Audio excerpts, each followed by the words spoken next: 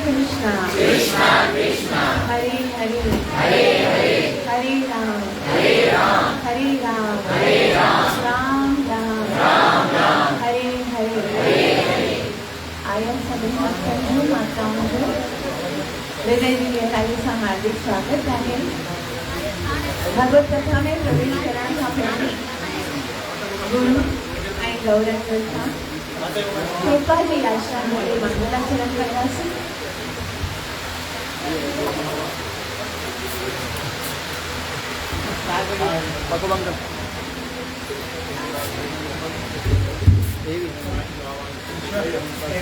हरि बोल हरि हरि गौर सभी मिली करे मंगलाचरण करण्यास ताकि असां जेकी कुछ ॿुधण वारा आहियूं उनजो असांखे पूरो लाभ प्राप्त थी सके। जेको आहे कृष्ण प्रेम जी प्राप्ति। थोड़ी शांति कंदा और वेझो अची वञो ताकि पोइ अचण वारा जेके आहिनि उहे आसानी सां मिली सघनि।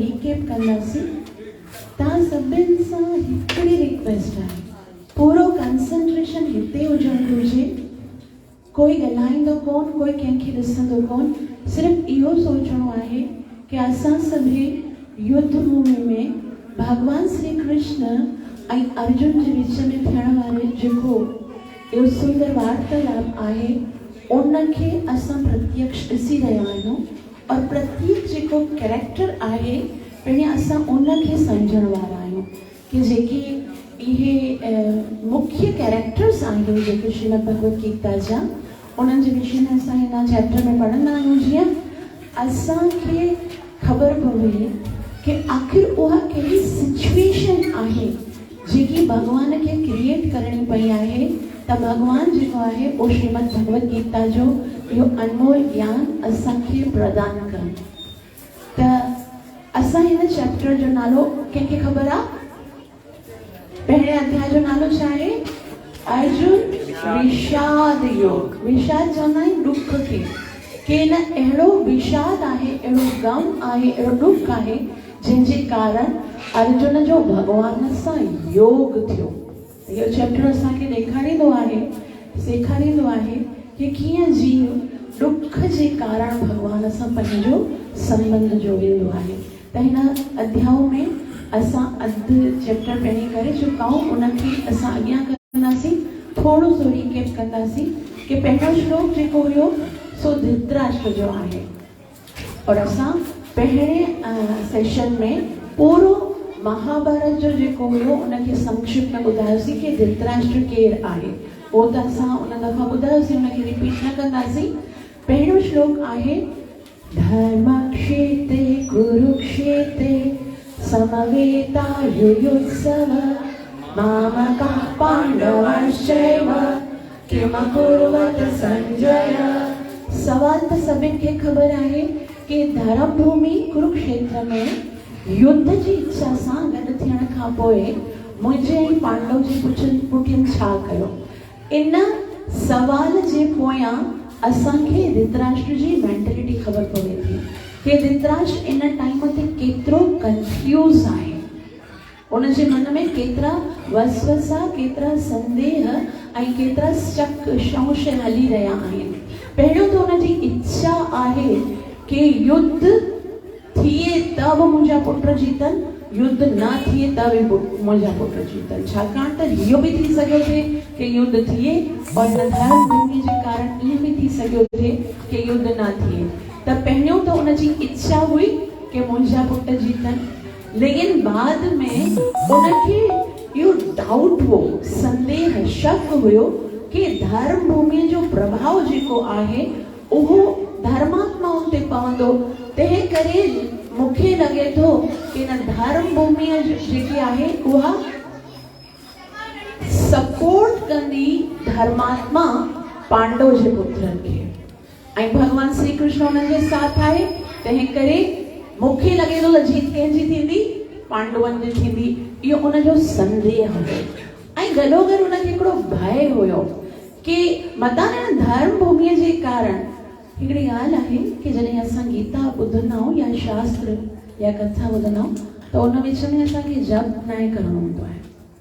पूरे कंसंट्रेशन जे साथ असांखे कथा ॿुधणी हूंदी आहे, छाकाणि त नाम जप करणु ज़रूरी इहो आहे कि नाम जपियूं ऐं नाम ॿुधूं।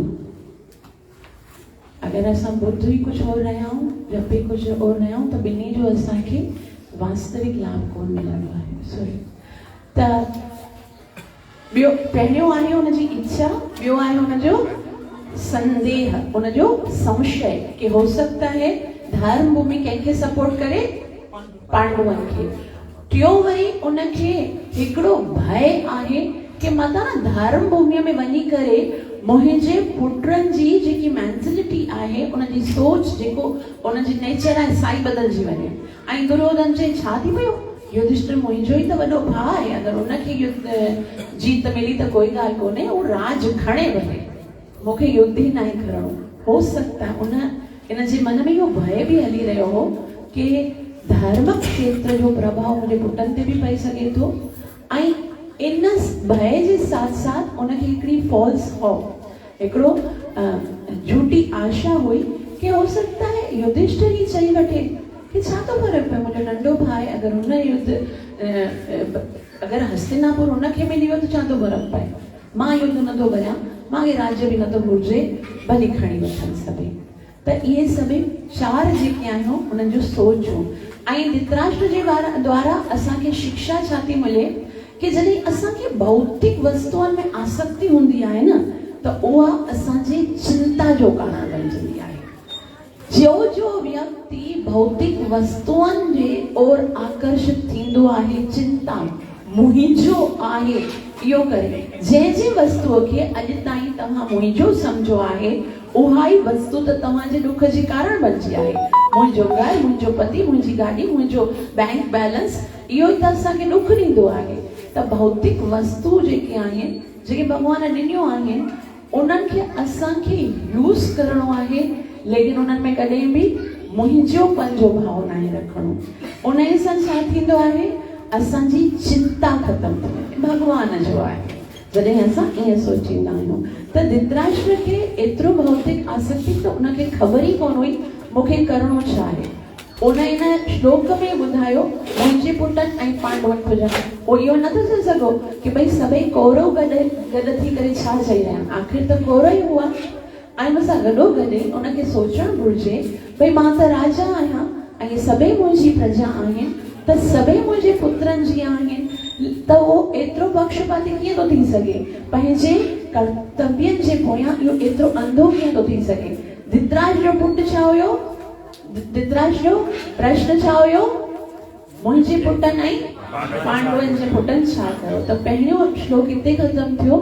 हाणे संजय जेको आहे उहो श्लोक नंबर 2 खां वठी करे श्लोक नंबर 13 ताईं इन्हनि 12 श्लोकनि में पहिरीं इहो ॿुधाईंदो कि उन जा पुट यानी धृतराष्ट्र जेके पुट आहिनि उन्हनि में जेको मुख्य आहे उहो केरु आहे, दुर्योधन। उहो छा करे रहियो आहे ऐं उन जे बाद श्लोक नंबर 14 खां वठी करे श्लोक नंबर 46 जेतिरा बि श्लोक आहिनि, टोटल घणा श्लोक आहिनि, 46 घणा 47। त उन सभिनि श्लोकनि में बस ये टे जेके आहिनि मुख्य चीज़ूं आहिनि।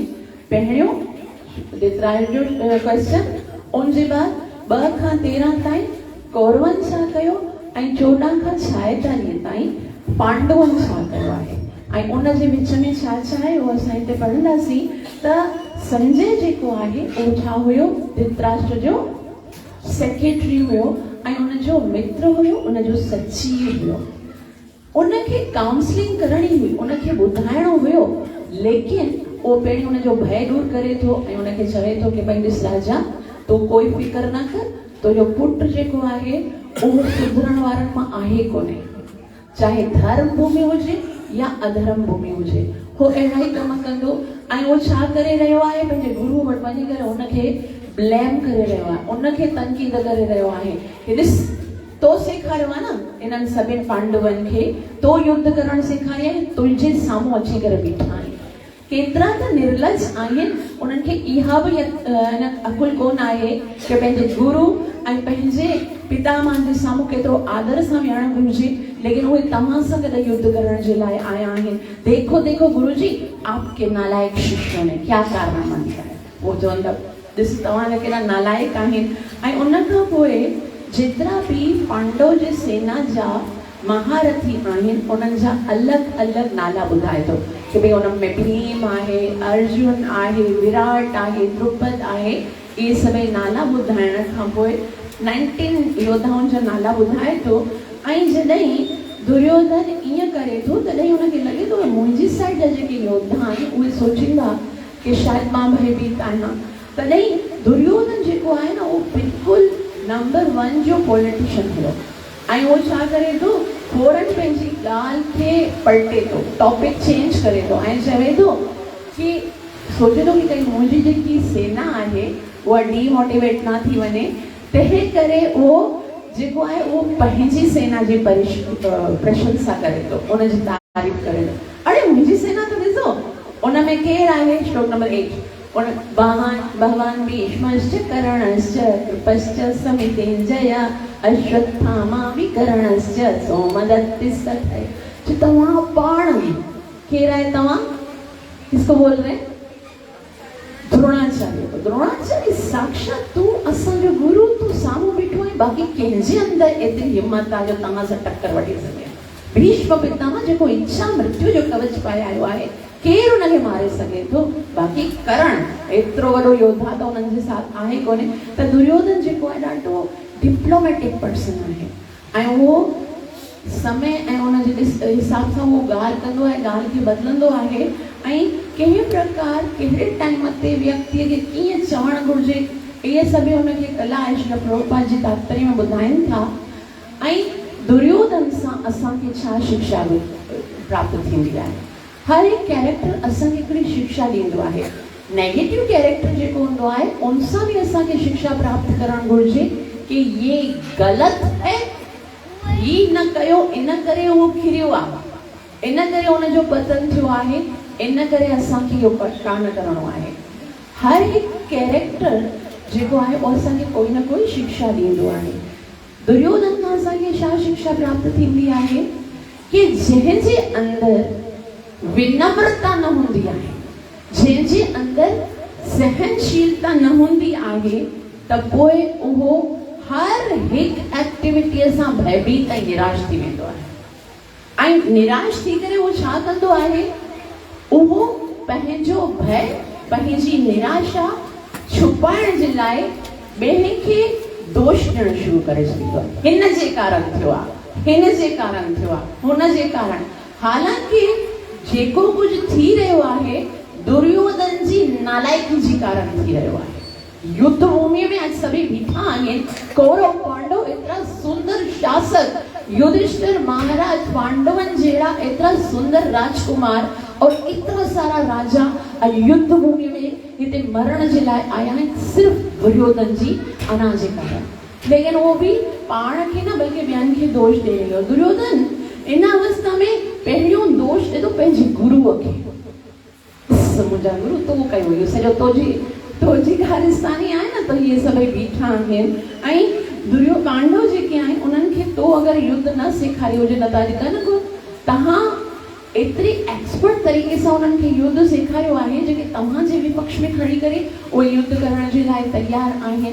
हे योगदान तुंहिंजो आहे। सभ खां पहिरीं पंहिंजे गुरुअ खे वञी करे ॿुधाए थो ऐं उन जी ग़लतियुनि जो उनखे जेतियूं ग़लतियूं उन जूं पंहिंजियूं आहिनि ऐं ग़लतियुनि जो दोष कंहिंखे ॾेई रहियो आहे?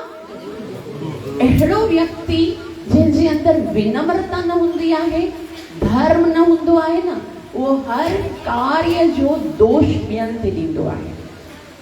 उन जे जीवन में जॾहिं कुझु ग़लति थींदो आहे न तॾहिं चवंदो हिन जे कारण थियो। हाणे ॾिसो अर्जुन जेको आहे, अर्जुन बि उन युद्ध भूमिअ में बीठो आहे।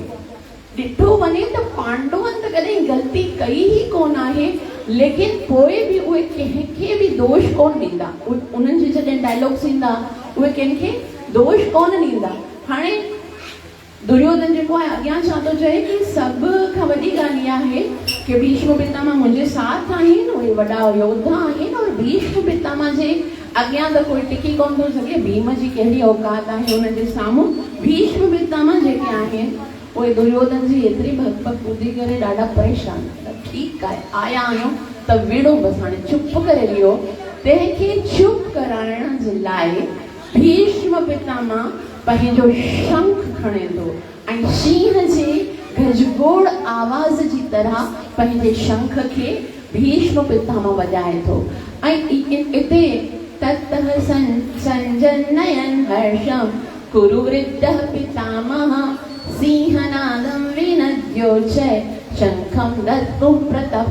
त उन टाइम ते जॾहिं भीष्म पितामह शंख वॼायो मतिलबु कौरवनि जी तरफ़ सां युद्ध जो ऐलान थी चुको आहे। उन जे बाद सभिनि शंख पंहिंजा वॼाया, कंहिं बिगुल वॼाया, कंहिं नगारा वॼाया, कंहिं दुंदुभी वॼाई, कंहिं तूतियूं, कंहिं तूताड़ा, सभु पंहिंजा पंहिंजा जेके नाथिया आहिनि उहे वॼाइण लॻा। मतिलबु इहो ॿुधाइण लॻा कि हाणे असां सभई युद्ध करण जे लाइ तयार आहियूं। इहे सभई जेके शंख ध्वनि हुई सा कंहिंजी तरफ़ सां थी हुई? कौरवनि जी तरफ़ सां। उन जे बाद हाणे श्लोक नंबर 13 में संजय जेको आहे उहो नेक्स्ट सेक्शन में अचनि था कि पांडवनि जे पुटनि छा कयो। पांडवनि जे पुटनि में सभ खां पहिरीं उहे ॿुधाइनि था ततः श्वेतैर्हयैर्युक्ते महति स्यन्दने स्थितो माधवः पांडवाश्चैव दिव्यौ शंखौ प्रदत्मतो। पहले रथ जी गाल थी रही है। पहले उन्हें जे घोड़े तथा श्वेत एकदम अच्छन घोड़न सा जुटियल महान दिव्य रथ। मतलब उन्हनि जी साइड जो वर्णन करण खां पहिरीं ही संजय धृतराष्ट्र के विजय जा संकेत ॾेई रहियो कि हिन पासे जेके आहिनि उहे साधारण कोन आहिनि, उन्हनि जी जेके वस्तु आहिनि से भी दिव्य शंखो प्रदत्मतो। उन्हनि जे पास जेको शंख आहे सो भी कहिड़ो आहे? दिव्य आहे। उन्हनि जो जेको रथ आहे अग्नि देवता द्वारा प्रदान थियो वियो आहे। उन्हनि जा जेके घोड़ा आहिनि उहे भी दिव्य आहिनि। भगवान श्री कृष्ण जो पांचजन्य अर्जुन जो देवदत्त ऐं जेको भीम आहे उन जो पौंड्र सभिनि जा शंख जेके आहिनि उहे सभई दिव्य आहिनि। ऐं दुर्योधन जेको आहे उहो ॿुधाइनि था कि संजय ॿुधाइनि था कि इन तरफ़ जेके आहिनि सब खां महान जेके आहिनि उहे केरु आहिनि? भगवान श्री कृष्ण। पांडवन जे सेना जे विषय में ॿुधाइण खां पहिरीं उहे चवनि था माधवः। पहिरियों जेको नालो आहे उहो केरु आहे? कृष्ण आहे। माधव जो मतलब छा आहे? लक्ष्मीपति। लक्ष्मीपति मतलब लक्ष्मी जो मतलब आहे जिते लक्ष्मी हुंदी आहे उते श्री चवंदा आहिनि। श्री माना विजय। जिते लक्ष्मी हुंदी उते ही विजय हुंदो, उते ही कामयाबी हुंदी, उते जेको आहे शोभ हुंदी। तंहिं करे हिन साइड ते मां माना जेको संजय आहे सो धृतराष्ट्र खे चवे थो कि तोखे पहिरीं ॿुधाए छॾां जेके भी ॻाल्हियूं आहिनि संकेत आहिनि उहे पांडवनि जे विजय जा आहिनि। घोड़ो भी दिव्य, रथ भी दिव्य, शंख भी दिव्य और उन्हनि जे रथ जो जेको सारथी आहे उहो दिव्याति दिव्य आहे। साक्षात भगवान श्री कृष्ण माधव आहे। हाणे ॾिसो संजय खां असांखे छा सिखणो आहे? पहिरीं असां धृतराष्ट्र खां सिखियोसीं भौतिक आसक्ति असांजी चिंता जो कारण। दुर्योधन खां सिखियोसीं असांजे अंदर विनम्रता कोन आहे त असां ग़लती कंदासीं। जेकॾहिं असां धर्म में न आहियूं त ॿियनि खे आरोप ॾींदासीं पंहिंजे अधर्म जो। हाणे संजय खां असां छा सिखूं था? शिक्षा इहा आहे कि जेको भक्त हूंदो आहे न उनजी नज़र डायरेक्ट भगवान ते वेंदी आहे। दुर्योधन जॾहिं पांडवन जी सेना जो वर्णन करे रहियो, इन सेना में भीम आहे, इन सेना में युधिष्ठिर आहे, अर्जुन आहे, उहे सभई ॿुधाई, मगर उनखे कृष्ण ॾिसण ई कोन आयो। उन पॉइंट आउट ही कोन कयो कि कृष्ण जहिड़ो भी कोई उन साइड ते आहे उन बिल्कुल कृष्ण खे ईअं ई अनदेखो करे छॾियो, बिल्कुल नज़रअंदाज़ इग्नोर करे छॾियो कि कृष्ण भी आहे। छाकाणि त दुर्योधन जी दृष्टि जेकी आहे उहा हिकिड़े अभक्त जी आहे। ऐं दुर्योधन छा ॾिसे थो? मटेरियल कंफ्यूजन आहे उनजो कि केतिरी सेना आहे, केतिरा माण्हू आहिनि, केतिरा योद्धा आहिनि, केरु ज़्यादा पावरफुल आहे, कंहिंजे पास कहिड़ा हथियार आहिनि। परंतु संजय छा ॾिसी रहियो आहे? संजय इहो ॾिसी रहियो आहे कि सामने केरु आहे? कृष्ण आहे। और इहो ॿुधाए रहियो आहे कि जे साइड ते कृष्ण आहे सेना चाहे केतिरी ही कमज़ोर छो न हुजे, चाहे उते जा जेके व्यक्ति आहिनि उन्हनि जे पास कोई युद्ध कला न हुजे, लेकिन संजय हिते इहा ॻाल्हि ॿुधाइण चाहे थो माधवः पांडवाश्चैव दिव्यौ कि जिते माधव आहे लक्ष्मी जो पति आहे, भले उते ॿियो कोई हुजे या न हुजे, शोभ उते थींदी, जीत उते थींदी और उते ही हमेशा धर्म आहे। जिते धर्म आहे उते ही कृष्ण आहे और जिते कृष्ण आहे उते जीत आहे। त हिते सभई जेके आहिनि उन टाइम ते इतां असांखे छा शिक्षा मिले संजय मां कि जेके दिव्य स्वभाव वारा माण्हू हूंदा आहिनि उन्हनि खे ॿियो कुझु ॾिसण में कोन ईंदो आहे, उनखे भॻवान ॾिसण में ईंदो आहे। और उनखां पोइ अलॻि अलॻि शंखनि जी ध्वनि आहे। 19 खां वठी करे 15 ताईं उन्हनि अलॻि अलॻि शंखनि जे बारे में ॿुधायो कि केरु कहिड़े कहिड़े शंखनि खे वॼाए रहियो आहे। हरे कृष्णा कृष्ण कृष्ण हरे हरे, हरे राम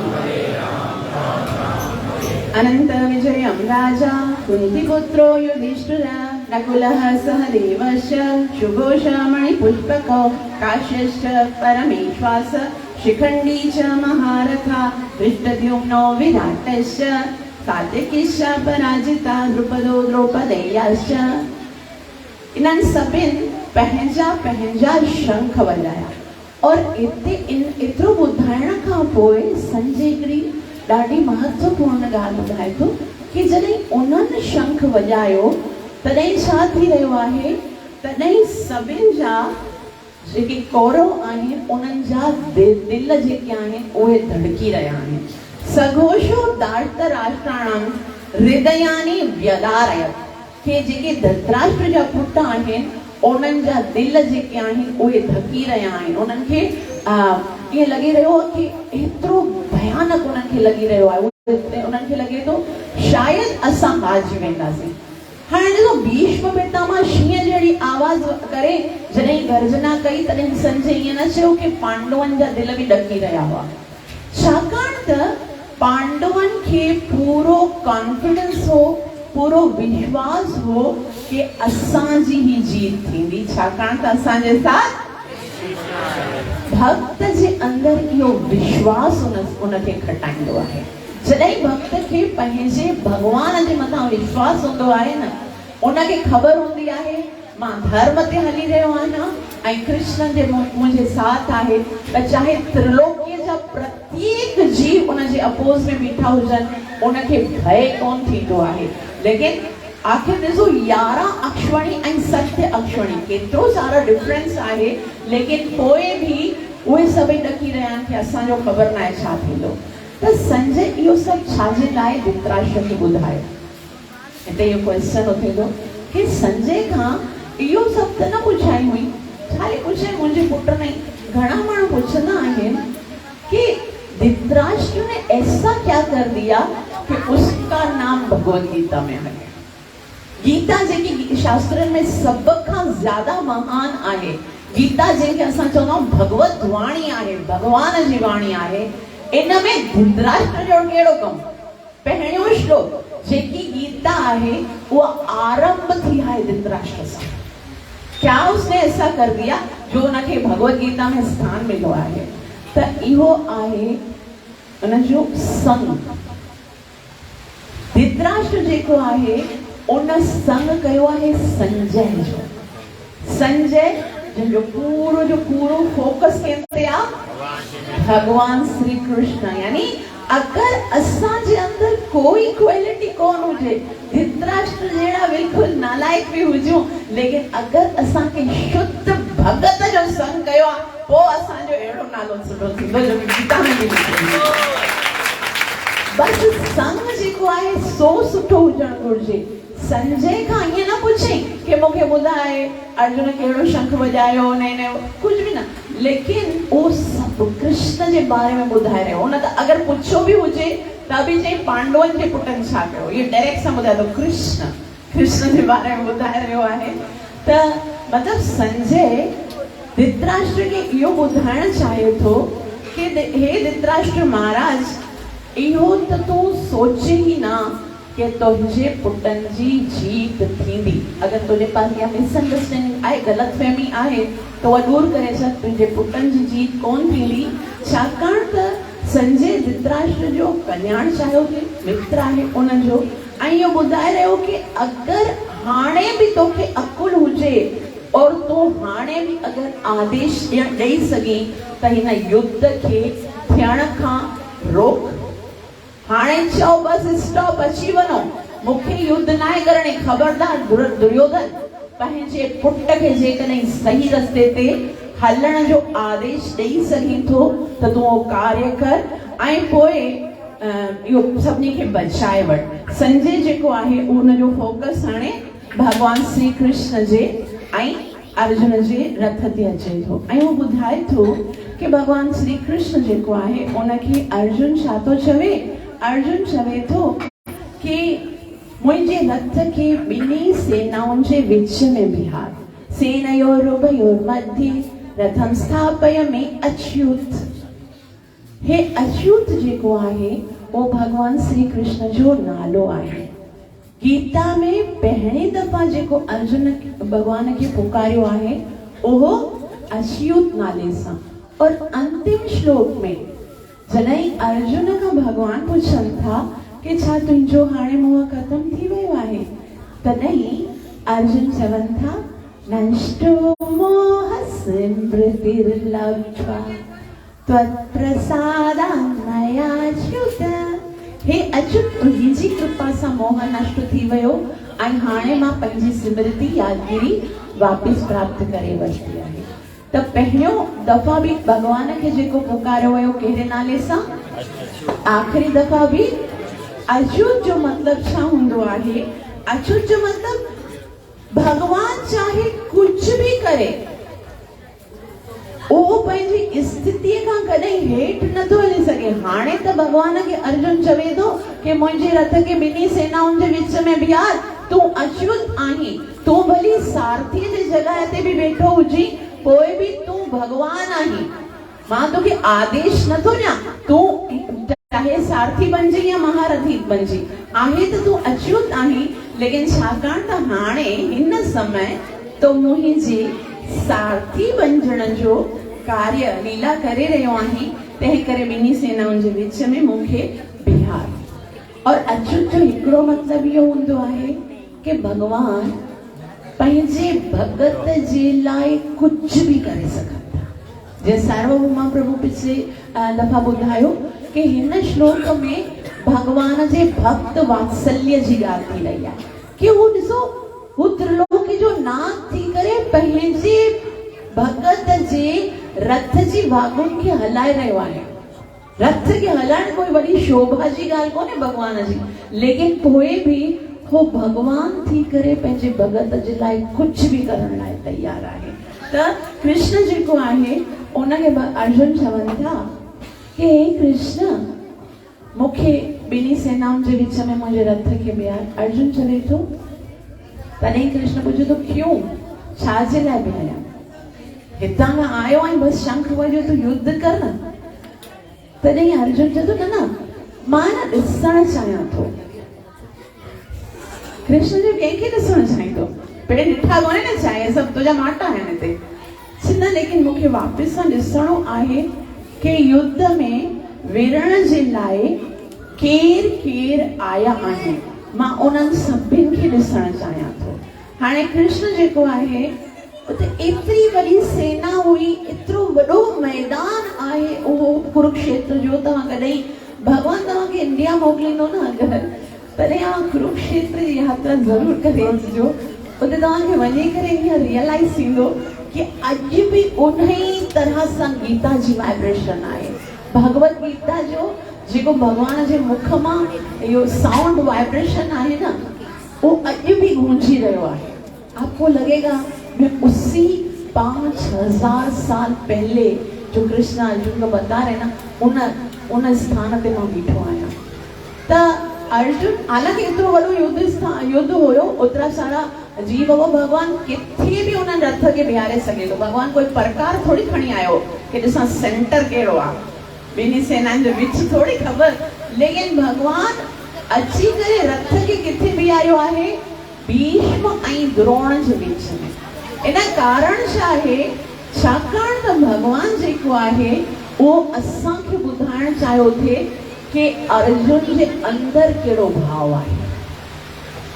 ख़बर अथव ॿाहिरां त असां सभई भगत ॾिसण में ईंदा आहियूं न सभु जॾहिं असां मिलंदा आहियूं हिक ॿिए साम्हूं तिलक लॻो हूंदो आहे, कंठी पातल हूंदा आहे, जपा ॿिए हथ में हूंदी आहे, हरे कृष्ण कंदा आहियूं।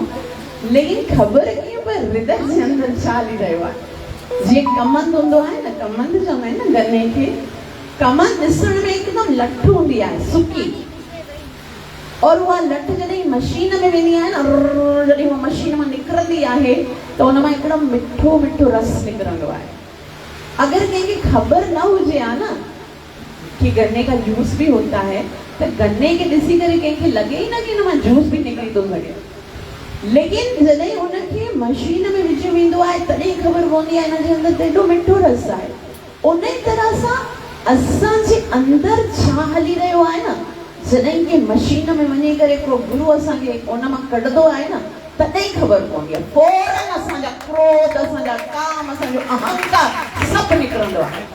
हिकिड़े दफ़ा पोइ अगरि असांखे सम्मान न ॾे न, मां रोज़ सम्मान मिलंदो आहे असांखे लॻंदो आहे हा भई माता हे उहो सुठो करे, हिकिड़े ॾींहुं अगरि असांखे सम्मान ॾेई करे सुठी जाइ ते न वियारे न, ॿिए जा असां होॾे मोह में न कंदासीं, पोइ असांजी भक्ति वक्ति सभु उते ख़तमु।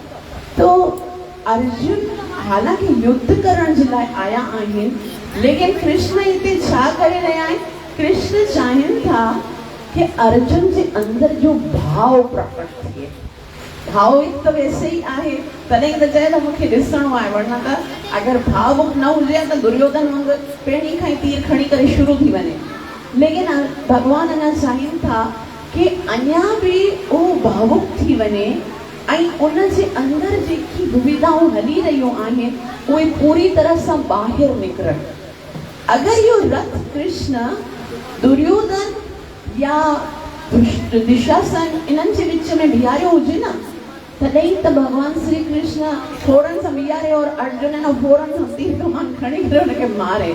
लेकिन साम्हूं पिता आयो आहे, पिता मां आयो आहे, गुरु आयो आहे, और हिकिड़ो भक्त हूंदो आहे न उहो अहिड़नि संबंधनि सम्मान करणु ॼाणंदो आहे, चाहे उहे अपोज़ में बि छो न हुजनि। ईअं ताईं ॿुधायो वियो आहे कि महाभारत जी युद्ध गीता ख़तमु करण खां पोइ जॾहिं युद्ध स्टार्ट थींदो आहे उन टाइम ते बि अर्जुन सभ खां पहिरीं जेका तीर हलाईंदो आहे न, 2 तीर हलाईंदो आहे ऐं 2 तीर डायरेक्ट वञी करे भीष्म पितामह ऐं कृपाचार्य ऐं द्रोणाचार्य जे पेरनि ते किरंदा आहिनि ऐं पेरनि ते उहो योद्धा आहे ऐं योद्धा जे रूप में आशीर्वाद घुरे थो कि पितामह हे गुरु महाराज जेसि ताईं तव्हां आशीर्वाद न ॾींदा तेसि ताईं न विरंदसि। भॻवान वेठो आहे सामने, लेकिन माता पिता जो आदर कीअं कबो आहे उहो ॿुधाइनि था। त भॻवान श्री कृष्ण जाणे बुझी करे रथ खे ॿिन्ही सेनाउनि जे उते बीहारियो ऐं ताकि अर्जुन जेको आहे उहे परेशान थियनि। हितां खां पोइ अर्जुन जे चरित्र जे बारे में असांखे ख़बर पवे थी कि अर्जुन जो चरित्र कहिड़ो हो। तव्हां सभई भगवत गीता त पढ़ी आहे घणे दफ़ा। हाणे अर्जुन चवंदो मूंखे युद्ध नाहे करणो, त असांखे अर्जुन जे चरित्र जे बारे में छा ख़बर थी पवे कि उहो कहिड़ो, अर्जुन छा करे रहियो आहे हिते, छाजे लाइ उन जे मन में अहिड़ो भाव अची रहियो आहे। उन जो पहिरियों कारण आहे कि अर्जुन हिकिड़ो भगत आहे। भगत कॾहिं इंतकाम वठण जी लालसा बि न हूंदी आहे। मूंसां अगरि कंहिं ग़लति कयो आहे त मां पंहिंजे खाली मुंहिंजे साथ ग़लति थियो आहे उन जे करे मां कंहिंखे बि तकलीफ़ न ॾींदमि। हे युद्ध केवल व्यक्तिगत युद्ध कोन आहे, छाकाणि त समाज जे सॼो समाज खे सुधारणो हुयो, समाज जी रक्षा करणी हुई, तंहिं करे ही पांडव युद्ध करे रहिया आहिनि। वरना केवल अर्जुन जे लाइ युद्ध न करे रहिया आहिनि कि अर्जुन जो या युधिष्ठिर जो या पांडवनि जो उन्हनि अपमान कयो आहे या द्रौपदी जो अपमान, इन करे न पूरे समाज खे उन्हनि अधर्मियनि खां रक्षा करणी हुई। तंहिं करे त पहिरियों त हू भॻवान जो भगत हो, ॿियो हृदय में उन जी करुणा हुई ऐं उन जे अंदरि ब्राह्मणत्व जा गुण हुया। ज़िम्मेदार व्यक्ति हो, उनखे उन जो लॉन्ग टर्म विजन हो कि हिते अगरि मां युद्ध करे बि वठंदसि त पोइ हुनजो केतिरियूं सारियूं हानियूं थींदियूं।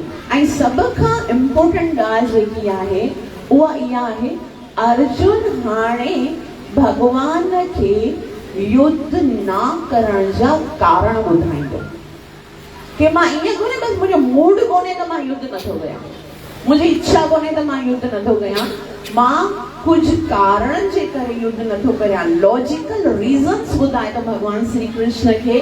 कृष्ण चवनि था युद्ध कर, त युद्ध करण जे लाइ आयो आहियां, चए थो न मां युद्ध न कंदसि। त असांखे हितां खां छा सीख, छा शिक्षा छा थी मिले कि जॾहिं कोई व्यक्ति अर्जुन जी तरह, जीअं अर्जुन हिते आयो आहे ऐं उन जे मन में जेके वीचार हली रहिया आहिनि, उन जी जेकी दृष्टिकोण आहे, अर्जुन जो जेको विजन आहे ऐं अर्जुन जे हृदय में जेकी कोमलता आहे, विनम्रता आहे, बदिलो न वठण जी भावना आहे, वॾनि जो जेको सम्मान आहे, ओड़ा जंहिंजे अंदरि गुण हूंदा आहिनि, जेको भॻवान जो शुद्ध भगत हूंदो आहे, उहो जॾहिं कार्य करण लाइ अॻियां वधंदो आहे त हर पहलूअ खे ॾिसंदो आहे, धर्म ऐं अधर्म सभिनि खे। ईअं न आहे बसि कुझु बि करे वठे, डिसीजन वठण खां पहिरीं हर तरह सां हुनखे सोचींदो आहे। ऐं जॾहिं अहिड़ो कोई व्यक्ति जेको अर्जुन आहे, अहिड़ो को व्यक्ति हूंदो आहे, उहो ई इन लाइक़ु हूंदो आहे कि हुनखे गीता ॿुधाई वञे।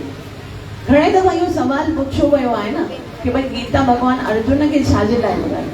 हिते सभई पांडव आया आहिनि, लेकिन जेकी भाव हींअर अर्जुन जो आहे उहो ॿियनि पांडवनि जो कोन आहे। अर्जुन हिते केतिरो कुझु सोचे रहियो आहे।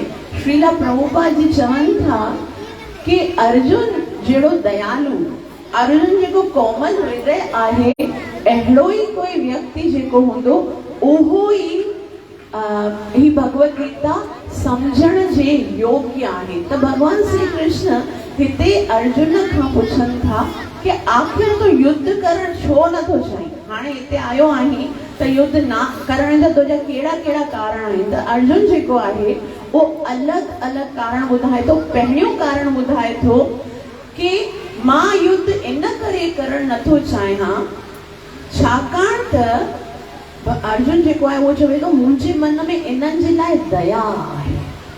ये जेके हिते साम्हूं बीठा आहिनि न, उन्हनि सभिनि जे लाइ मुंहिंजे हृदय में ॾाढी दया आहे, कोमलता आहे। 4 कारण हिन पहिरें अध्याय में ऐं 5वां कारण अगले चैप्टर नंबर 2 में अर्जुन ॿुधाइनि था।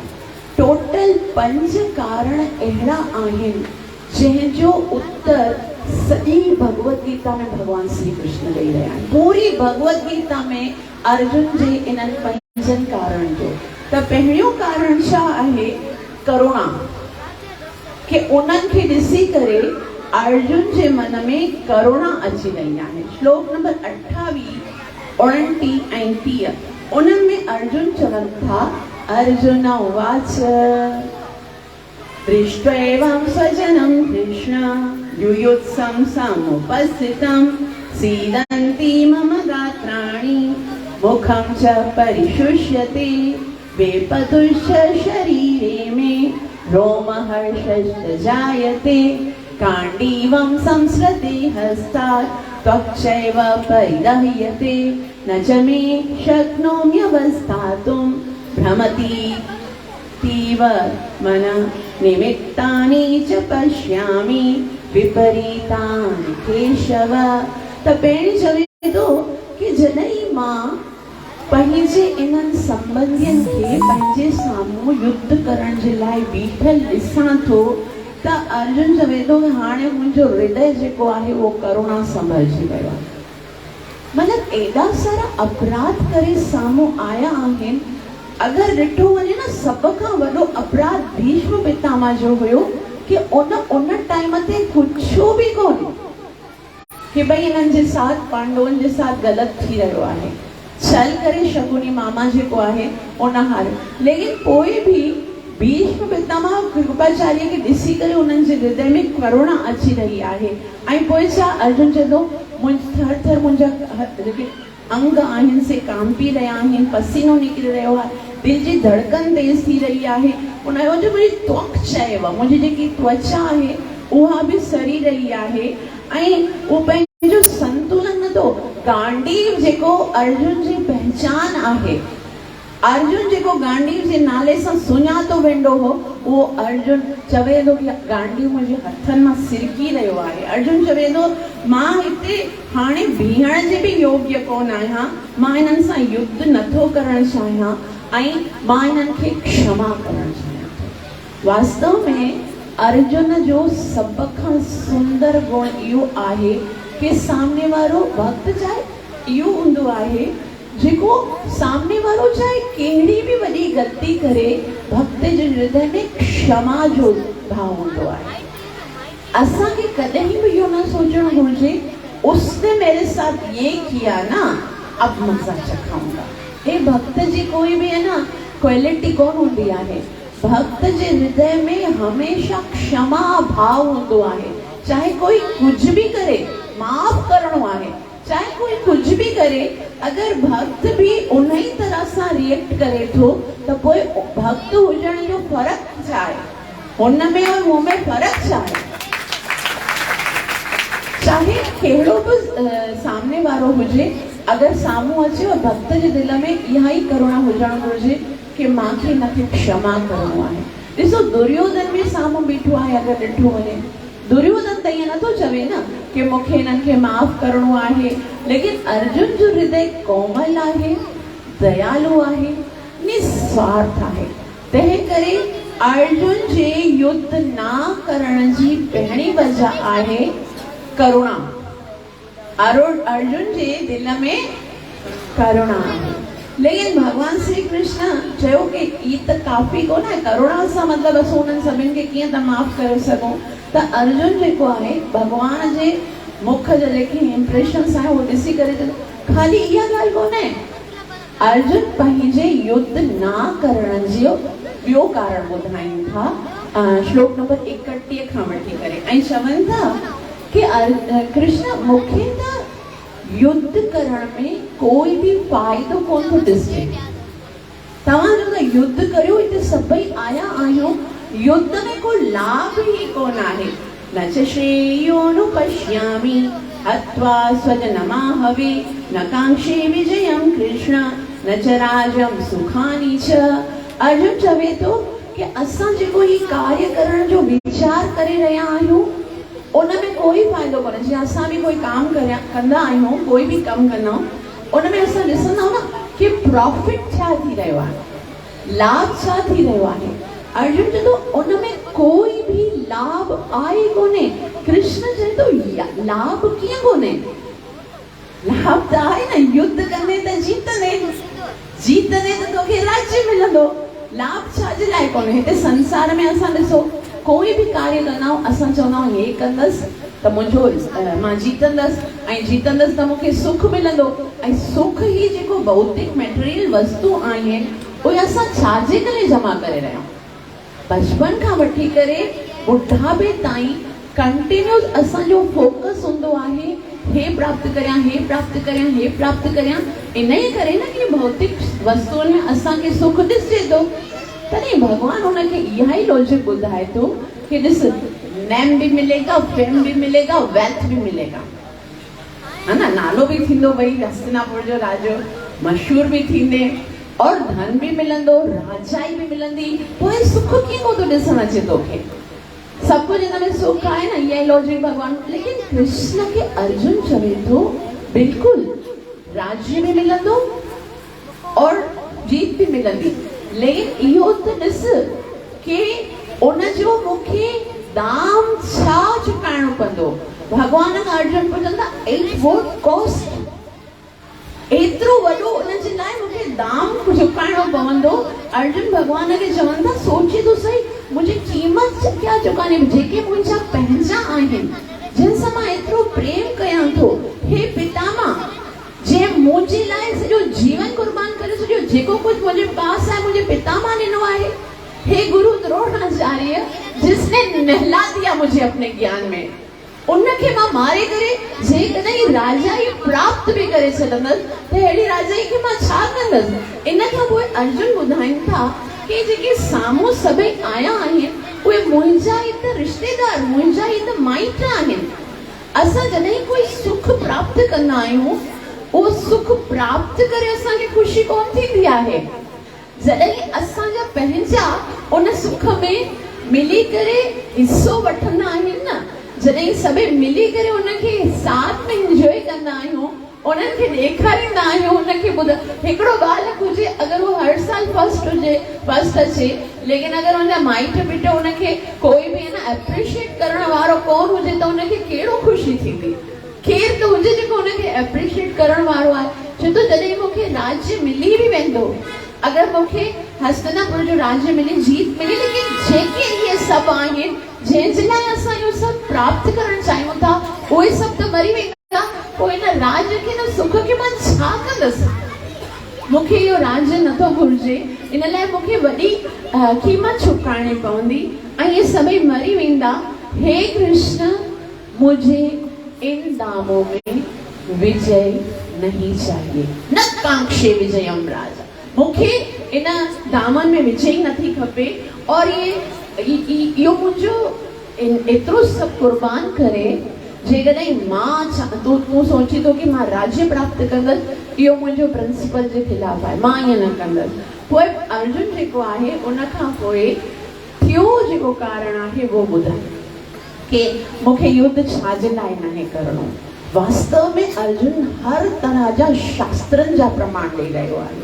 श्लोक नंबर 36 में युद्ध ना करण जो कारण ॿुधाइनि था ऐं चवनि था टियों कारण, पापमेवाश्रयेदस्मान् हत्वैतानाततायिना तस्मान्नार्हा वयं हन्तुं धार्तराष्ट्रान् सबान्धना सहज स्वजनं हि कथं सुखिनः स्याम माधव। कि पापमेवाश्रयेदस्मान्, कृष्ण तो सोचो आहे कि मां पंहिंजे ई स्वजननि खे जेकॾहिं मारे छॾींदसि त उन सां मूंखे पाप लॻंदो। ऐं इहो त शास्त्रनि में लिखियलु आहे कि अगरि असांजा वॾा आहिनि उन्हनि सां कोई ग़लती थी वञे त असांखे कॾहिं उन्हनि खे जवाबु न ॾियणो। जेके वॾा हूंदा आहिनि, माता पिता हूंदा आहिनि, अगरि उन्हनि सां का ग़लती थी वञे त उन्हनि सां कॾहिं ज़ुबान दराज़ी बदतमीज़ी बि कोन करणु घुरिजे। और अगर हिननि सां ग़लती थी आहे और तव्हां चओ था कि मां उन सां युद्ध कयां, ये भले आतताई आहे लेकिन मां उन्हनि सां युद्ध नथो करणु चाहियां। तॾहिं कृष्ण अर्जुन खे चवनि था कि ॾिस अर्जुन, शास्त्रनि में इहो बि त लिखियो आहे कि जेको आतताई हूंदो आहे उनखे असांखे मारण में कॾहिं ॾोह न लॻंदो आहे। आतताई कंहिंखे चवंदा आहिनि जेको आग लॻाईंदो आहे कंहिंजे घर में, ॿियो जेको ज़हर ॾींदो आहे, टियों हथियारनि सां हमलो कंदो आहे, चौथो धन फुरे करे उन्हनि जो धन फुरींदो आहे, ॿिए जी ज़मीन ते कब्ज़ो कंदो। और इहे सभई कम उन्हनि कया आहिनि। हथियारनि सां बि अवांजे मथां हमलो कयो आहे, ज़हर ॾियण जी कोशिश कई आहे, तव्हांजी ज़मीन बि उन्हनि हड़प करण जी कोशिश कई आहे, तव्हांजे धन खे बि लूटण जी कोशिश कई आहे। इहे सभई त आतताई आहिनि। दे डिज़र्व टू डाई, मरण जे योग्य आहिनि। और उन्हनि खे मारे करे तव्हांखे कोई बि अपराध कोन लॻंदो, छाकाणि त जेके पंहिंजे डिफेंस में अगरि कंहिंखे मारींदा आहिनि त पोइ उन्हनि खे त कोर्ट बि न सज़ा कोन ॾींदो आहे। तूं पंहिंजो बदिलो वठण जे लाइ कोन करे रहियो आहीं, लेकिन छाकाणि त अव्हां जे मथां इहे बार बार एतिरा ख़तरनाक हमला करे रहिया आहिनि, रोज़ रोज़ तव्हांखे मारण जी साज़िश करे रहिया आहिनि, तंहिं करे तव्हां पंहिंजे डिफेंस में उन्हनि खे मारे रहिया आहियो, पंहिंजे बचाव जे लाइ मारे रहिया आहियो। त उन में कोई बि अपराध कोन थींदी, केवल रक्षा करे रहिया आहियो तव्हांजो पंहिंजो पाण जी। और इहो त तव्हांजो अधिकार आहे। तॾहिं अर्जुन चवे थो कि न कृष्ण, युद्ध ना करण जो हिकिड़ो मुख्य ॿियो कारण बि आहे ऐं उहो श्लोक नंबर 39 में भॻवान श्री कृष्ण अर्जुन खे चवनि था कि ॾिस, इहे बि त तुंहिंजा रिश्तेदार आहिनि न। तूं चवंदो भई इहे मुंहिंजा रिश्तेदार आहिनि, तूं बि त हिननि जो रिश्तेदार आहीं, इहे छो छाजे करे तोखे मारणा आहिनि? हिननि खे यादि नथो अचे कि तूं असांजो रिश्तेदार आहीं, तूं असांजो सॻो संबंधी आहे। त अर्जुन चवे थो लेकिन कृष्ण, मूं में और उन्हनि में फ़र्क़ु आहे न। हे नथा सम्झनि, मां त सम्झां थो। हे हिननि खे अज्ञानता आहे, हिननि खे अकुल कोन आहे, मूंखे त अकुल आहे न। ऐं अर्जुन भगवान श्री कृष्ण खे चवनि था यद्यप्येते न पश्यन्ति लोभोपहत चेतस कुलक्षय कृतं दोषं मित्रदोहे च पातकं। उन्हनि खे ख़बर कोन आहे कि पंहिंजे कुल खे नाश करणु, पंहिंजे मित्रनि खे मारणु ॾोह आहे, लेकिन मूंखे त ख़बर आहे न। इन सां असांखे हिकिड़ी ॻाल्हि सोचणु घुरिजे कि जॾहिं असांखे कहिड़ी शइ जो ज्ञान थी वेंदो आहे, उन जे बाद जेकॾहिं असां अपराध कंदा आहियूं त उन अपराध जो वीणो असांखे दंड मिलंदो आहे। कोई माण्हू हूंदा आहिनि अज्ञानता, जीअं कंहिंखे ख़बर कोन आहे कि भई एकादशी में अन्न कोन खाइणो आहे। घणा सारा माण्हू अहिड़ा आहिनि जिन्हें कहीं के बुधायो ही कौन है, खबर कौन है। वैसे तो उनको पता करना चाहिए, लेकिन अब खबर ही कौन हुई तो उनके एतिरो अपराध कौन लगंदो जिनके खबर पई वई आहे जान कौन खाणो, उन जे बाद भी जाने बुझे अगर वे खाईंदा आहिनि त उन्हनि खे ज्यादा अपराध लगंदो आहे। जो हू नथा मञनि, असां त मञूं था न, पोइ असां कीअं अपराध कयूं जाने बुझी करे। और उन खां पोइ युद्ध ना करण जो अंतिम कारण ॿुधाइनि था। अर्जुन चवनि था कि कृष्ण जेकॾहिं मां युद्ध कंदसि त उन सां केतिरी वॾी बर्बादी थियण वारी आहे। ज़रा सोच त सही, असांजो जेको कुल आहे उहो नाश थी वेंदो। और उन टाइम ते ईअं ई थियो, सभई कौरव सभई पांडव, उते खाली 5 पांडवनि जे अलावा बाक़ी जेके बि हुआ सभिनि जी मृत्यु थी आहे। परीक्षित महाराज जो जन्म त बाद में थियो आहे। 5 पांडव भी हस्तिनापुर प्राप्त करण खां पोइ राजसूय यज्ञ करे कुछ समय राज करे हली विया तपस्या करण जे लाइ। और सिर्फ परीक्षित महाराज हिकिड़ो बचो है उन्हनि जे खानदान में। त अर्जुन भी इहो ई चई रहिया आहिनि, कुलक्षये प्रणश्यन्ति कुल धर्मा सनातना धर्मे नष्टे कुलम कृष्णम अधर्मो भी भवत्। कि अगर कुल नाश थी वेंदो, कुल जा वॾा नाश थी वेंदा त कुल में अधर्म वधंदो ऐं अधर्मा भी भवात् कृष्ण प्रदुष्यन्ति कुल स्त्रिय स्त्रीषु दुष्टाशु वार्षण जायते वर्ण संकरा।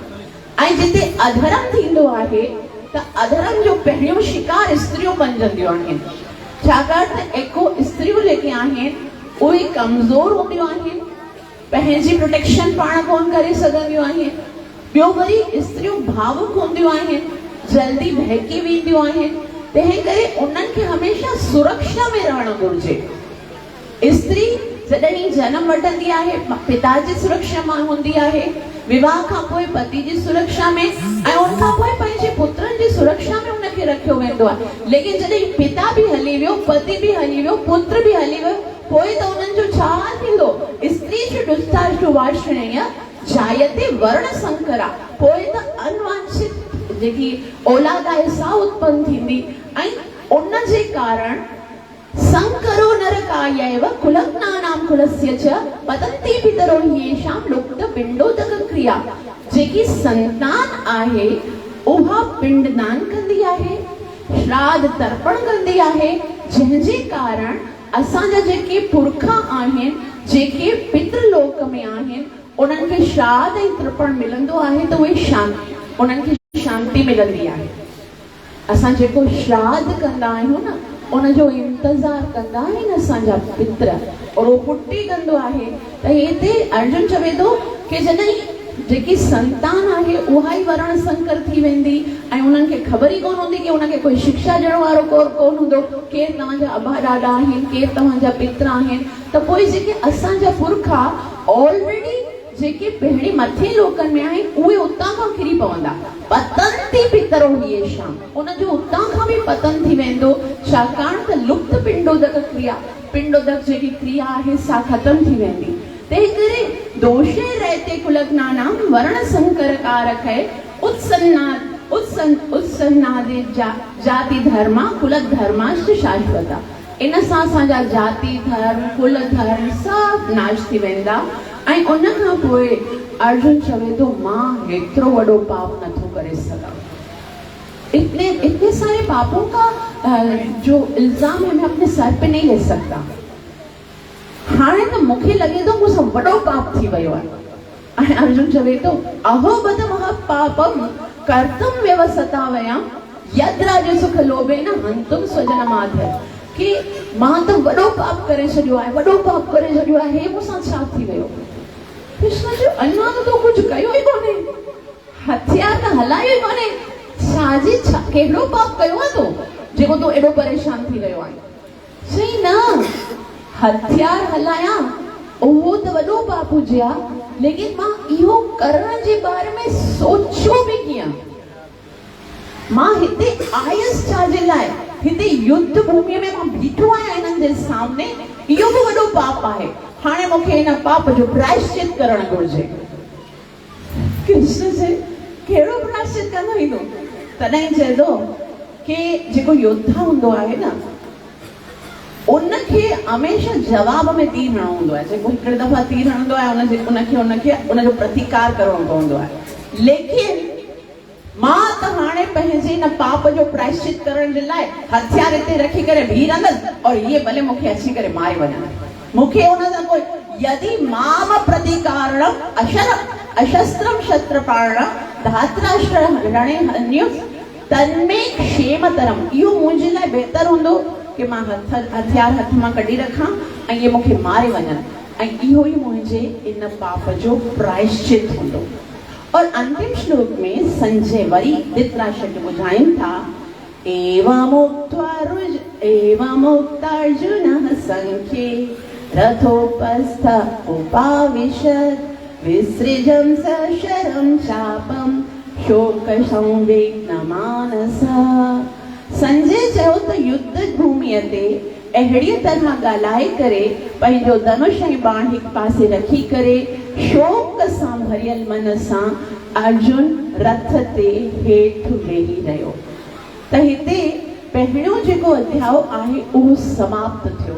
इन में असां छा छा सिखियो आहे? प्रैक्टिकल लाइफ में इन में असांजे लाइ घणियूं सारियूं शिक्षाऊं आहिनि। तंहिंमां 5 शिक्षाऊं असांखे घर खणी वञणियूं आहिनि। जेकॾहिं इहे 5 शिक्षाऊं असां सम्झी वियासीं त सम्झो असांखे इहो जेको पहिरियों अध्याय आहे इहो समझ में आयो आहे। लेकिन जेकॾहिं न सम्झ में आयो आहे त पोइ असांखे इन पहिरें अध्याय पढ़ण जो ओतिरो लाभ कोन मिलियो आहे जेतिरो कि मिलणु घुरिजे। त पहिरें चैप्टर जो पहिरें अध्याय जो नाम छा आहे? अर्जुन विषाद योगो नाम प्रथमोऽध्याय। हमेशा याद रखो, अर्जुन विषाद योग। इन में केतिरा श्लोक आहिनि? 46 46 श्लोक आहिनि इन में। ऐं अर्जुन विषाद योग जो मतलब आहे कि कठिनाई जे समय, दुख जे समय, परेशानी जे समय असां कीअं भगवान सां पंहिंजो योग जोड़ियूं, कीअं भक्तिअ में असां बना रहूं। इन में घणियूं शिक्षाऊं आहिनि। पहिरीं शिक्षा इहा आहे कि इहो अध्याय असांखे ॿुधाए थो कि अगरि कंहिंखे भगवत गीता सम्झणी आहे त उन जे अंदरि कहिड़ियूं क्वालिटीज़ हुजणु घुरिजनि। असांखे हिते अर्जुन जे गुणनि जे बारे में कि अर्जुन केतिरो कोमल हृदय आहे, निस्वार्थ आहे, उन जे अंदरि बदिले जी कोई भावना कोन आहे, उहो ॿियनि खे दोष नथो ॾे, ऐं सभ खां वॾी ॻाल्हि उहो हर ॻाल्हि शास्त्र जे अनुसार करे थो। शास्त्र ते उनखे पूरो विश्वास आहे। त ॿी शिक्षा असांखे हिन अध्याय में जेकी मुंहिंजी सभ खां पसंदीदा शिक्षा आहे, जेकी असां हमेशा कंदा आहियूं ग़लती। ॿी शिक्षा असांखे हिन अध्याय में छा सिखणी आहे कि जेको भगवान जो भक्त हूंदो आहे उहो कॾहिं बि पंहिंजी स्थितीअ जे लाइ ॿियनि ते ब्लेम कोन कंदो आहे, ॿियनि खे दोष कोन ॾींदो आहे। उहो कॾहिं बि ईअं न सोचींदो आहे कि मुंहिंजी इन स्थितीअ जो कारण ॿिया आहिनि। जो बि आहे, असांखे भगवान जे मंदिर में का सेवा बि मिले, अगरि उतां खां मां सेवा न करे रहियो आहियां या मूंखे न मिली आहे त उनजो कारण मुंहिंजी कोई ग़लती आहे। अगरि मां कोई और कार्य करे रहियो आहियां, मुंहिंजो कुझु बि सम्मान न थियो आहे या कुझु बि आहे, उनजो कारण किथे न किथे मां पाण आहियां। जेको भक्त हूंदो आहे, इन अध्याय में असांखे पतो पवंदो आहे कि असांखे पंहिंजी स्थितीअ लाइ भगवान खे बि दोष न ॾियणो। छाकाणि भगवान असांजो कोई दुश्मन थोड़ी आहे। हो त चवे थो सुहृदम सर्वभूतानां। त अर्जुन कॾहिं बि पूरे भगवत गीता में अर्जुन कृष्ण खे ईअं नथो चए, हे कृष्ण तूं त मुंहिंजो मित्र आहीं, तूं भगवान आहीं, मुंहिंजो मित्र आहीं, और तूं त सभु कुझु करे सघीं थो, तूं हे सभु मुंहिंजे साथ एतिरो अन्याय करे रहिया आहीं, तूं कुझु न कर न हिननि जे लाइ। इन्हनि खे का सज़ा ॾे न तूं वञी करे इन्हनि खे, जेको अवां भॻवान होते हुई मुंहिंजे जीवन में एतिरा सारा प्रॉब्लम्स आहिनि। घणा सारा माण्हू जेके आहिनि उहे भॻवान सां कंप्लेन कंदा आहिनि, भक्त थी करे भॻवान तूं त कृपा जो सागर आहीं, तूं त अधर्मियुनि खे नाश करण वारो आहीं, तूं त ग़लति कार्यनि खे रोकण वारो, ॾिसी नथो मुंहिंजे जीवन में छा छा थी रहियो आहे, तूं कुझु कर न हिननि जे लाइ। हमेशह असां भॻवान खे, अर्जुन पंहिंजी प्रॉब्लम खे पंहिंजे मथे ते खणे थो, भॻवान जे न तुंहिंजे होते हुए छा थी रहियो आहे मुंहिंजे जीवन में। दुर्योधन छा करे रहियो आहे, दुर्योधन सिचुएशन जो कारण पंहिंजे गुरुअ खे ॾोह ॾेई रहियो आहे। दुर्योधन गुरुअ खे वञी चवे, उनखे ब्लेम करे रहियो आहे, उनखे चई रहियो आहे कि तुंहिंजे कारण थी रहियो आहे। इन प्रकार जेको व्यक्ति ओपन माइंडेड हूंदो आहे, जेको शास्त्र खां सिखियो हूंदो आहे, जंहिंखे कर्म जी थ्योरी, लॉ ऑफ कर्म उनखे ख़बर हूंदी आहे, उनखे ख़बर आहे कि जेकी कुझु थी रहियो आहे मुंहिंजे करतूतनि जो परिणाम आहे। त इहा असांखे शिक्षा हितां खां प्राप्त करणी आहे। ॿी शिक्षा ऐं टी शिक्षा छा आहे कि उहा ॾाढी महत्वपूर्ण शिक्षा आहे हिन चैप्टर मां, कि अर्जुन एतिरो महान व्यक्ति, धर्म ते हलण वारो, पांडव जेके हुया उन्हनि पंहिंजे पूरे जीवन में कोई अधर्म कोन कयो, कोई ग़लति कार्य कोन कया, ऐं उन जे बावजूद बि उन्हनि जे जीवन में एतिरो ख़तरनाक मोड़ आयो, एतिरी वॾी प्रॉब्लम, एतिरा वॾा कंफ्यूजन, एतिरा वॾा कॉन्फ्लिक्ट्स आहिनि उन्हनि जे जीवन में। लेकिन त पोइ असां जहिड़ा साधारण जीव जेके हमेशह अपराधनि में रहंदा आहियूं, काम वासना असांजे अंदरि हूंदी आहे, क्रोध हूंदो आहे, बदिले जी भावना हूंदी आहे, त असांजे जीवन में अगरि कोई प्रॉब्लम्स अचनि था त पोइ हुनजो कोई वॾो आश्चर्य न करणु घुरिजे। कॾहिं कॾहिं माण्हू एतिरो एक्सट्रीम थी वेंदो आहे ऐं हमेशह सोचींदो आहे मां त केॾो सुठो आहियां, मां त कंहिंसां ग़लति न कंदो आहियां, मां त कॾहिं कंहिंजो बुरो न सोचियो आहे, ख़बर न आहे मुंहिंजे साथ हमेशह ईअं छो थींदो आहे। ऐं असां अगरि शास्त्र पढ़ूं, है न, हर कोई व्यक्ति ईअं सोचंदो मुंहिंजो सुठो त उहो आहे कोन्हे, मां त हेॾो धर्मात्मा आहियां, मुंहिंजे साथ ई ग़लति थींदो आहे, हे बि मुंहिंजे साथ ग़लति कंदो आहे, हे बि मुंहिंजे साथ, सभु मुंहिंजे पोयां। लेकिन अगर असां शास्त्रनि में ॾिठो कि जेके महान व्यक्ति आहिनि उन्हनि खे केतिरे सारे प्रॉब्लम्स खे फेस करणो पियो आहे। इन सां असांखे इहो सोचणु घुरिजे, अगरि असां भक्त आहियूं उन जे बाद बि मुंहिंजे जीवन में कष्ट अची रहियो आहे, इन जे लाइ हिकिड़ा आचार्य ॾाढी सुंदर एग्जाम्पल ॾेई रहिया आहिनि कि तव्हां ॾिसो, ॿ बालक हुजनि और वे ज़्यादा शोर करे रहिया आहिनि या कुझु ग़लति करे रहिया आहिनि, इन्हनि मां हिकिड़ो पुटु तव्हांजो आहे ऐं हिकिड़ो ॿियो कंहिंजो आहे। तव्हां कंहिंखे सम्झाईंदा या कंहिंखे मारींदा कि भई नहीं करना चाहिए, क्यों कर रहे हो सर, कंहिंखे चवंदा? जेको पंहिंजो हूंदो उनखे चवंदासीं। त असां सां अगरि नंढी वॾी ग़लती थी हूंदी आहे और अगरि असांखे कोई दंड मिली रहियो आहे त असांखे ख़ुशि थियणु घुरिजे कि भॻवान पंहिंजो सम्झो आहे, तॾहिं त सम्झाए रहियो आहे कि तोखे न करणु घुरिजे। और एतिरो जॾहिं असां जेतिरो भक्ति में ईंदा आहियूं, कॾहिं ॾिठो वञे त ज़्यादा असांजे जीवन में प्रॉब्लम्स हूंदा आहिनि, मतिलबु वो अपना समझता है, तभी तो बोल रहा नहीं करो, तुम पे सूट नहीं करता, तू मुंहिंजो भक्ति करे, मुंहिंजो भगत थी करे ये करे रहियो आहे। तंहिं करे इहो भॻवान जी हिकिड़ी अपनायत जताइण जो हिकिड़ो तरीक़ो आहे।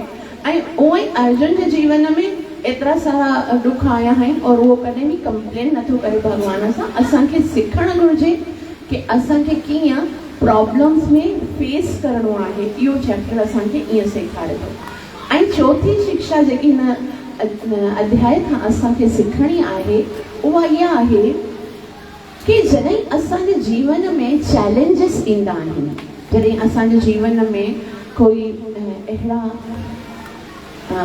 समय ईंदो आहे त उहा असांखे कीअं अपॉर्चुनिटीज़ में बदिलणी आहे, मतिलबु उहा ई असांजे लाइ फ़ाइदेमंद कीअं थी सघे। गीता जे जेको इहो मार्ग आहे न, उन में कोई नेगेटिविटी कोन आहे। पहिरें अध्याय में अर्जुन मना करे रहियो आहे कि मूंखे युद्ध नाहे करणो, मूंखे पंहिंजो कर्म नाहे करणो। लेकिन गीता ॿुधी करे जॾहिं गीता कंप्लीट थी वेंदी आहे त अर्जुन जेको आहे पूरी तरह सां मोटिवेटेड थी वेंदो आहे ऐं चवंदो आहे मां ईअं ई कंदुसि जीअं तव्हां चाहींदा। और हिकड़ी जेकी महत्वपूर्ण शिक्षा है जेकी आजकल जो यूथ जेकी हमेशा आर्ग्यूमेंट्स करना है कि असां जे पास भगवत गीता पढ़ण जे लाए समय कोन है। हर कोई गीता पढ़ो टाइम कोने गीता पढ़ो कोई त इहो अध्याय असां के इहा शिक्षा दे थो त असां के कदे भी ये न चवण घुर्जे कि गीता पढ़ण जे लाए असां के असां जे पास समय कोन है।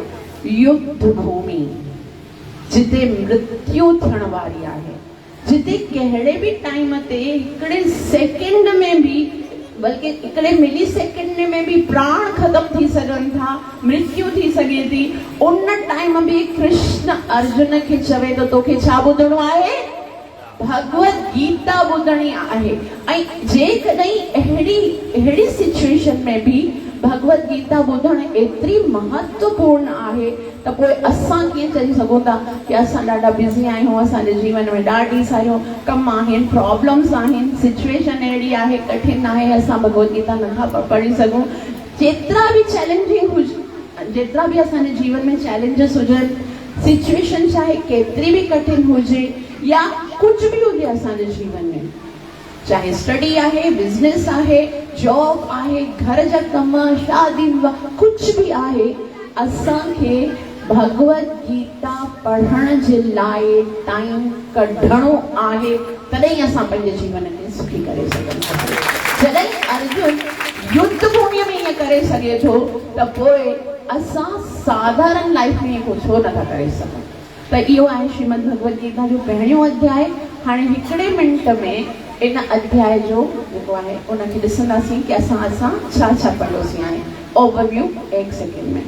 त पहिरियों जेको श्लोक आहे उहो धृतराष्ट्र चयो। धृतराष्ट्र जे प्रश्न सां पहिरियों श्लोक आरंभ थिए थो कि हे संजय, युद्ध भूमि धर्म क्षेत्र में गॾु थियण खां पोइ मुंहिंजे ऐं पांडवनि जे पुटनि छा कयो। श्लोक नंबर 2 खां वठी करे श्लोक नंबर 13 ताईं संजय कौरव यानी दुर्योधन जे जेको चयो आहे पंहिंजे गुरुअ खे उहो ॿुधाइनि था ऐं दुर्योधन जो मनोभाव असां पढ़ूं था कि उनजो मनोभाव छा आहे, उनजी कूटनीति, उनजी डिप्लोमेसी ऐं उनजी सभई जेकी व्यूह रचना जे बारे में उनजी जेकी ॻाल्हि आहे सो असां पढ़ूं था।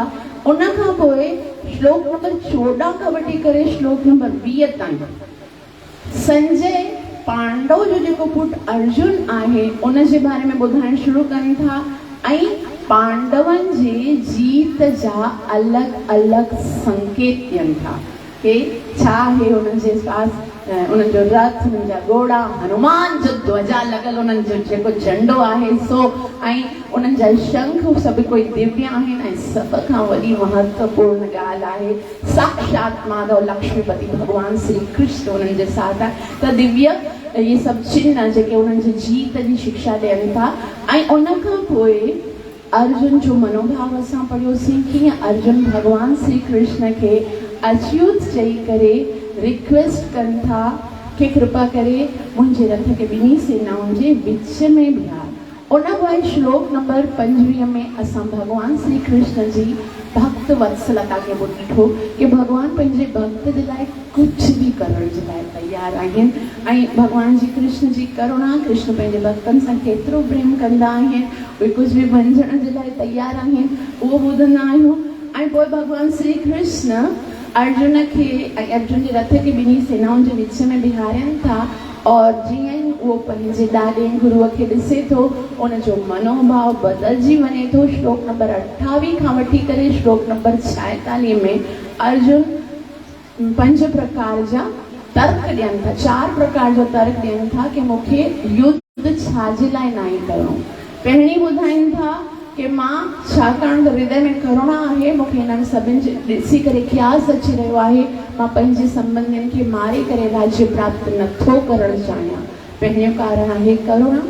ॿियो कारण आहे कि मूंखे त कोई लाभ ई नथो ॾिसण में अचे, सुख ऐं लाभ मिलंदो उहो मूंखे लॻे नथो, छाकाणि त जंहिंजे लाइ मां चाहे रहियो आहियां उहे सभई त हिते मरी वेंदा। तंहिं करे मूंखे अहिड़ो सुख, अहिड़ो राज्य, अहिड़ो लाभ नथो घुरिजे जंहिंजी एतिरी वॾी क़ीमत मूंखे चुकाइणी पवे।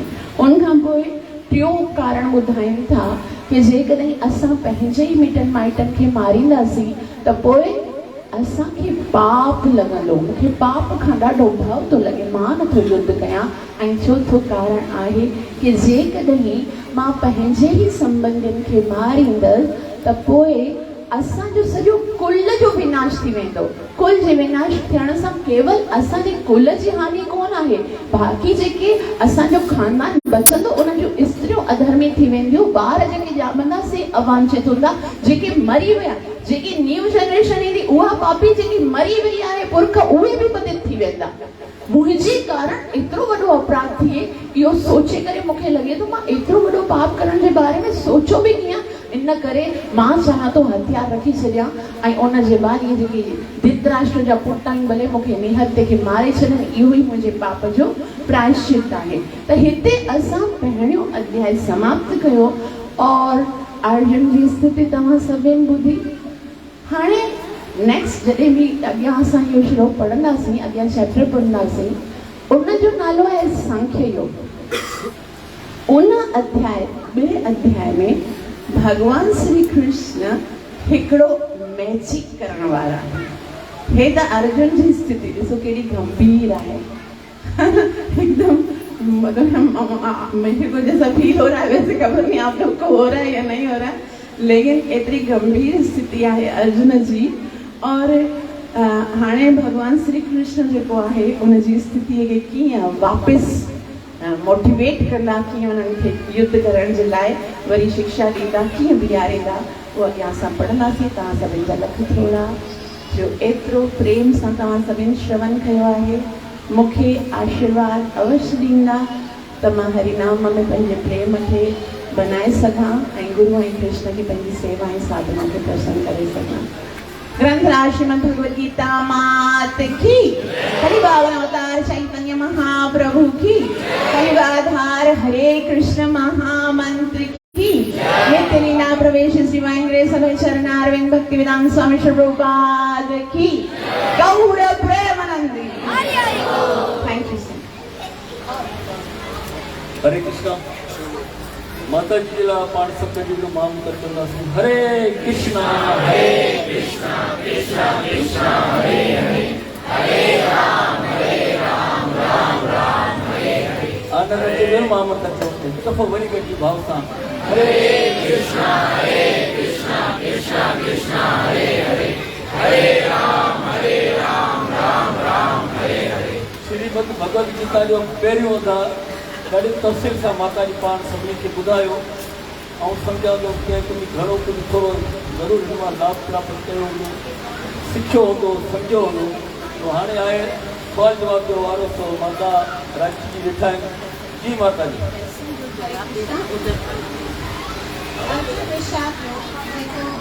नालो आहे इन मां असांखे कहिड़ी मतिलबु छा सम्झ अचे, इन जो मतिलबु छा आहे ऐं असांखे इन मां पंहिंजी ज़िंदगी लाइ छा सम्झ पेशा अर्जुन विशाल जो लफ्ज़ी माना छा जो मतलब था जी को जवाब देना है गुरुद्वारे सफा सभी जी ये तो जवाब तो मुझे ख्याल पर सबरी के चल सकेगा। विशाल मतलब अर्जुन जो अर्जुन के लोग फील करेगा। सही गाल है, जवाब बिल्कुल राइट है। अर्जुन विशाल जो दुख जी घड़ी में उनकी कनेक्ट थे तो किशन भगवान सा जवाब पुरस्कारी वजह खबर। जी माता निरंतर का असांखे कहिड़ी शिक्षा मिले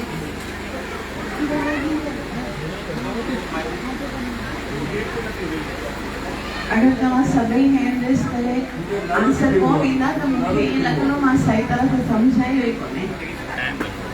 हरे कृष्णा।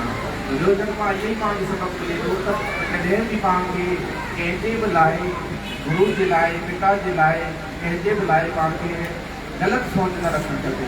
पॉज़िटिव सोच हुजे, पॉज़िटिव वीचार हूंदा तॾहिं पंहिंजी कामयाबी थींदी। इहा ई पंहिंजी ज़िंदगी में कॾहिं बि ॿिए लाइ गुरु न खपे। ऐं ॿियो पॉइंट इहो ई आहे त पंहिंजे ॿिए कंहिंजे लाइ बि तुंहिंजा कॾहिं बि ॿियो सोच न हुजे। जंहिंजे अंदरि निरंतरता न हूंदी, हिम्मत न हूंदी त उहो जेको आहे उहो ॿियनि खे पंहिंजी ग़लती हमेशह क़बूल करणु खपे, पंहिंजी ग़लती ॿिए खे ठोकरणु न खपे। त बाबा हीअ ग़लती हिन कई आहे जे करे ई मूंखे इहो कुझु थिए थो, पंहिंजी ग़लती माण्हू खे मञणु खपे। हरे कृष्ण। संजय जी मतलब इनके जीत जा पांडवों की जीत जा केड़ा थोड़ा क्या जैसे मैं पांडव जीते हो तो उन्हें जाके किसी ॾिसो पांडवनि जा कोई संकेत आहे न जीतण जा, कंहिंखे ख़बर आहे सभई हैंड रेस कयो न।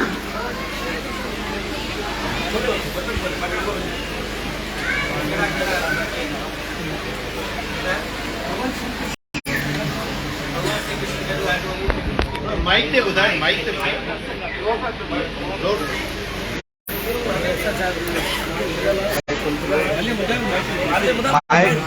माइक हले भी हमारे में बोले। प्रभु गुजरात है हिकिड़ो त इहो गणेन्द्र संख्या के स्वयं भगवान कृष्ण सामने दो जो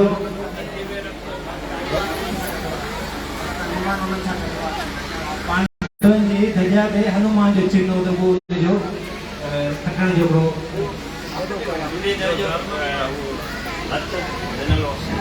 अग्निदेव जो रथ जो दिव्य वो देवता जो लोग अलग अलग है। हरे कृष्णा प्रभु। धर्म भूमि हुई वो जो युद्ध भूमि कुरुक्षेत्र धर्म भूमि हुई वो भी ब्रो चिन्ह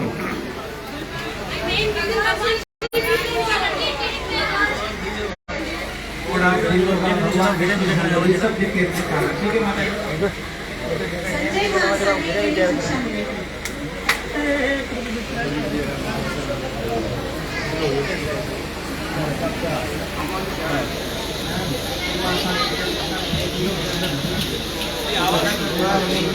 कृष्णा संजय महासागर बुधो प्रभु जो भगत जेको है तो उन जी दृष्टि पहिरीं भगवान ते ॾींदी, ॿिए पासे कोन ॾींदी। कीअं विरोध जी दृष्टि भगवान ते वई कोन, पर संजय जी दृष्टि डायरेक्ट भगवान ते वई। इहा असांखे शिक्षा मिले। जी माता धृतराष्ट्र अहिड़ो छा कयो जो उनजो नालो भगवद गीता में आहे?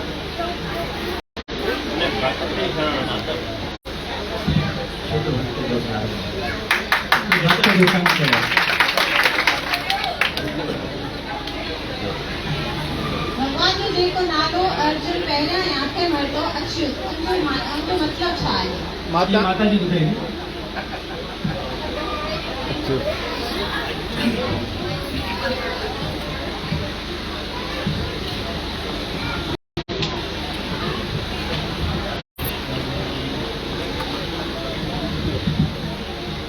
हरे कृष्णा। इनजो मतलब इहो त भगवान जेको पंहिंजे भक्त लाइ कुझु बि करे सघे थो, जीअं श्री कृष्ण अर्जुन लाइ रथ हलाइण लाइ बि तयारु थींदा। हरे कृष्णा।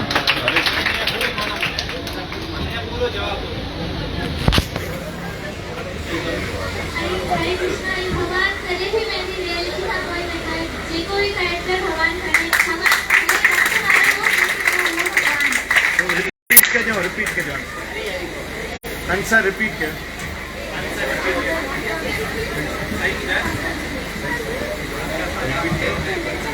ॾाढो सुंदर तरीक़े सां ॿुधाई कि भगवान पंहिंजी स्थिति खां कॾहिं बि किरंदो कोन आहे, चाहे वो सारथी भी बणिजी वञे पोइ बि वो भगवान ई आहे। भगवान अच्युत आहे, पंहिंजी स्थिति खां किरंदो कोन आहे, पंहिंजी भक्तनि जी रक्षा करण जे लाइ वो कुझु बि करण जे लाइ तयार आहे, पोइ बि वो अच्युत आहे भगवान। अर्जुन कहिड़ा रीज़न ॾिना भगवान खे युद्ध न करण लाइ?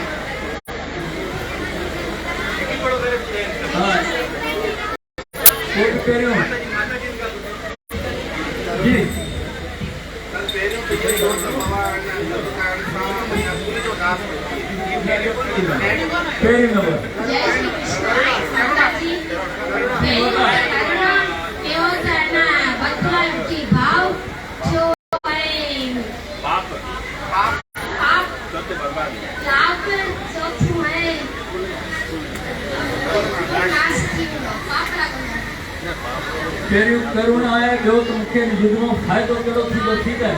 ॿियो माता जी पाप थींदो। हलो चोथों नंबर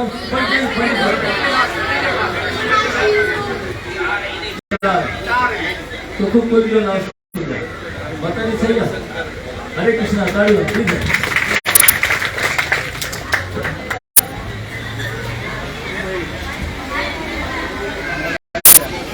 अञा आहिनि क्वेश्चन आहिनि पंज शिक्षाऊं आहिनि जेके असांखे पंज शिक्षाऊं जेके असांखे प्रैक्टिकल लाइफ में चैप्टर नंबर 1 खां सिखायूं आहिनि। शिक्षा नंबर 1 शिक्षा वन माता ॿुधाईंदी पोइ वरी ॿी शिक्षा यस अर्जुन विषाद योग में पाण खे छा थी शिक्षा मिले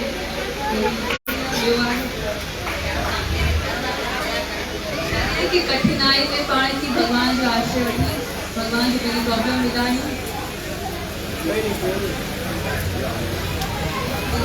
करुणा मां भगवान दया कई जी भगवान का दया भी शिक्षा है तेरे दोस्त में लोग तो तकी ने पानी कष्ट और देखे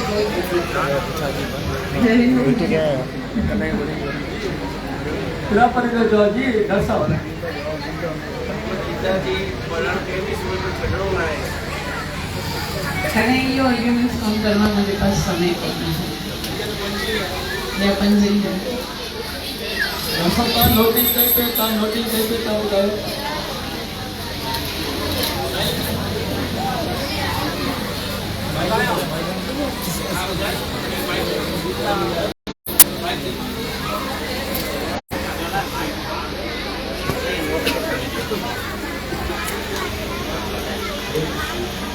तेरे यार में गीता पढ़ने का तेरे को बड़ी चीज ना पता करुणा होना पते दया होना पते बुद्ध की सीखो चाहिए शास्त्र में भरोसा होना चाहिए यार भी यार तेरी स्थिति देखा है मुझे ये पंजाब कर्म ही है क्यों मतलब धर्मात्मा अर्जुन जो धर्मात्मा के लिए मतलब इसको दुख आयो तो पांच दुख अच्छे अक्षर ना करें क्योंकि पांच जो बाकी है संसार जो भी लोग पिछले समय ऐसे मायूस रहने बदला उनकी अपॉर्चुनिटी में बदलने बदला है हम जो लोग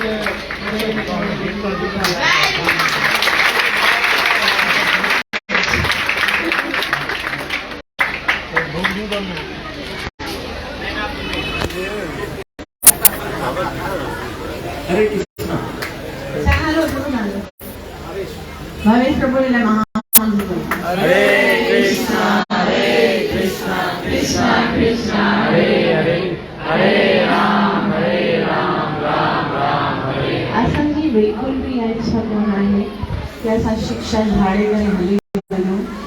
मेन मुंहिंजो इहो फोकस हूंदो आहे कि असां इन भगवत गीता जे अंदर जेके शिक्षाऊं आहिनि उन्हनि खे पाण सम्झूं ऐं एतिरे हद ताईं सम्झूं एॾो सरल तरीक़े सां मां पंहिंजी तरफ़ सां कोशिशि कंदी आहियां कि इहे सभई पॉइंट्स वरना मिलंदा कोन्हनि कि शिक्षा कहिड़ी मिलंदी आहे हिते उन्हनि जी मेंटेलिटी छा आहे लिखियल कोन आहिनि लेकिन उहे खोजे करे ॿुधाइण